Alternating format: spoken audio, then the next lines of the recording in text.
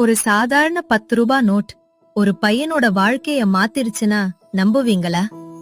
Tea கடையில வேலை பார்த்துட்டு இருந்தான் சூர்யா. ஒரு கஸ்டமர் தினமும் வருவாரு.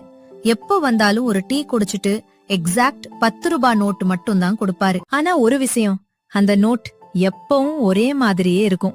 ஐயா, எப்போ வந்தாலும் இதே நோட்டா தான் குடுக்கறீங்களே. இது சாதாரண நோட் இல்லப்பா. அடுத்த நாள் அவர் வரல. இந்தாப்பா சூர்யா, அந்த ஐயா உன்கிட்ட இந்த காசை கொடுக்க சொன்னாரு.